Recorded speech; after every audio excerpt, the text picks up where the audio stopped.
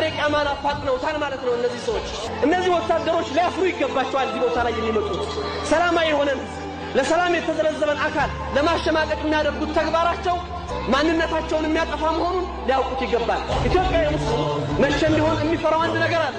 የሚፈራው አላህን ብቻ ነው። ከዛ ውጭ ማንንም አይፈራ በዲኑ ከተመጣበት ማለት ነው። በተለይ አሁንም በዲኑ ከተመጣበት ዛሬ ሁሉ ቁጥር ያለው ሙስሊም ይላል ስምና ሲደፈር ዝም ብሎ የሚተኛው ማለት ምንድነው? መልሳችን አማም አላህ ምንድነው የምንመልሰው? ምንን ፈርተን ሞት፣ ምንን ፈርተን እስር? በእስልምና መታሰር እንዲሁ አይገኝም እንጂ ከተገኘ ሸረፍ ነው ይሆን።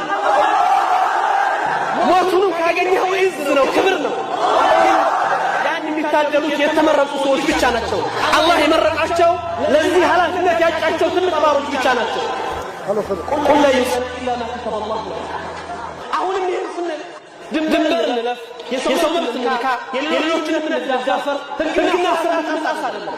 ዛሬም ነገም ትናንትም ሙስሊሞች ህጋዊዎች ናቸው። ህጋዊና ሰላማዊ የመብት ጥያቄ ነው የሚያነሱት። አሁንም ጉዟችን እስከ መጨረሻው ድረስ በዚህ ይቀጥላል። ይህ ህጋዊና ሰላማዊ ስርዓት ያልተዋጠላቸው ሰዎች እርምጃ እንዲወስዱ ክብርን እንጂ አይጨምሩልን።